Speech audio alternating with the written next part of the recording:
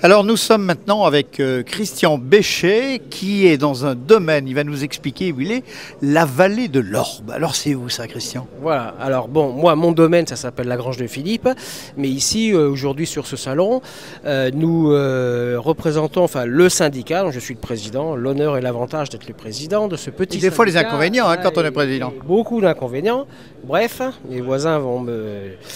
Et donc nous avons un stand collectif, nous sommes 4 producteurs de cette petite région. Alors cette petite région c'est tout à fait particulier, c'est le Haut-Languedoc, c'est-à-dire que nous sommes à 40 km de la mer, à 35 km de Béziers, 70 km de Montpellier, donc on n'est pas vraiment très loin. Par contre on a une particularité, c'est que nous sommes derrière la première barre de montagne si on peut dire.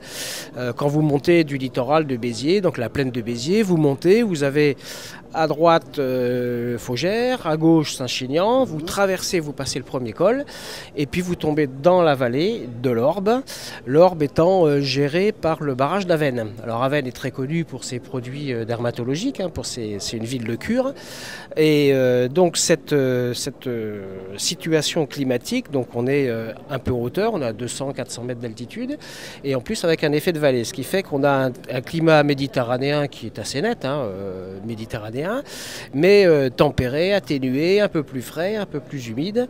Et donc nous avons un terroir tout à fait particulier, un peu, je dirais, de montagne, entre guillemets.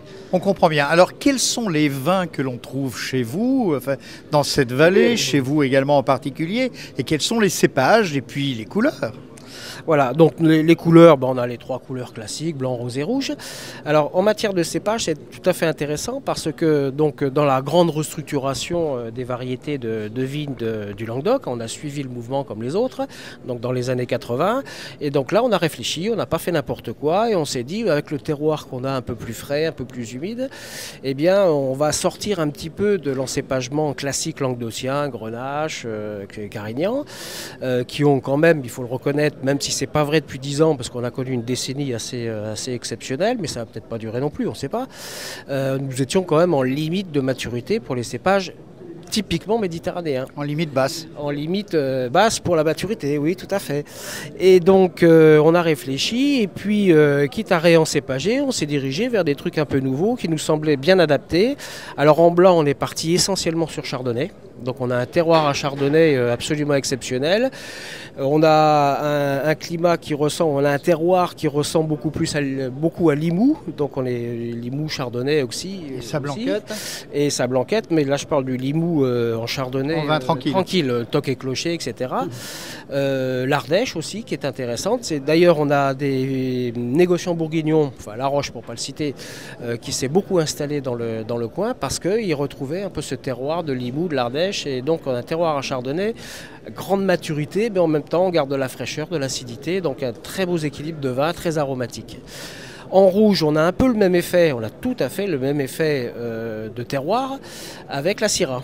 La Syrah, contrairement à ce qu'on raconte partout, ça n'est pas un terroir du sud, c'est un cépage septentrional, son terroir d'élection, c'est Côte-Rôtie, Hermitage, etc. C'est une variété savoyarde, la Syrah. C'est autochtone de Savoie. Voilà, c'est tout à fait de la même famille que la Mondeuse, par exemple. Donc on a des vins très épicés, très racés dans notre terroir un peu en altitude, frais. Et donc et aussi la couleur. On a des vins... Du fait de ce climat, on a des vins plus colorés, plus frais, plus aromatiques, plus épicés. Et sur le tannique? Alors, le tanin, du fait qu'on a quand même ce climat méditerranéen, mais un peu plus frais, ça nous permet d'attendre la vraie maturité des raisins. Nous, on n'hésite pas à attendre, on ne craint pas grand-chose et on attend vraiment la maturité, on croque les pépins pour voir si vraiment les raisins sont mûrs. Et donc, on a des tanins très présents, mais très soyeux en général. Mais vous n'êtes quand même pas, malgré tout, dans les vendanges tardives? Ah, j'en ai fait, j'en ai pas ici parce que c'est très confidentiel, mais j'ai fait du chardonnay en vendange tardive. en 2007. Mais bon, le chardonnay a le gros inconvénient de pourrir très facilement, hein, les Bourguignons vous le diront. Botrytis. Ça botrytise mauvais, pas noble, pas noble. Si ça botrytisait noble, ça irait. Et donc j'ai réussi à faire une volange tardive de chardonnay, c'est absolument sublime. Voilà. Petit Jésus en Absolument, le petit Jésus en culotte de velours. Alors, l'un de vos vins, en rouge par exemple, avec quoi le conseillez-vous en mai? Nous sommes un terroir de montagne, nous sommes infestés de sangliers, de gibier de infestés. Infestés, absolument. Oui, parce que ça crée quand même quelques dégâts. Les sangliers ont soif pendant le mois d'août et donc ils aiment bien les raisins. Ils aiment bien se rafraîchir avec nos petits raisins. Et donc, après tout, il faut que tout le monde vive. Et puis après, on se venge un peu quand même. Alors, le civet avec votre vin? La daube de sanglier. Et puis on a aussi, malheureusement, pour certains viticulteurs, des chevreuils, voilà. On a dans notre région, on peut organiser d'ailleurs des petites visites tout à fait intéressantes pendant le brame du cerf. C'est tout à fait impressionnant hein, dans nos petites montagnes là, aller entendre le brame du cerf. Et après, on se venge aussi en goûtant directement la bête. Eh bien, Christian Béchet, merci. On a compris que vous étiez dans une région où il fait bon vivre, où il y a à boire de superbes produits, mais également à déguster sans modération cette fois, avec du gibier, sanglier, chevreuil et compagnie. Merci voilà. Christian Béchet. Écoutez, merci à vous et puis bonne continuation. Au revoir.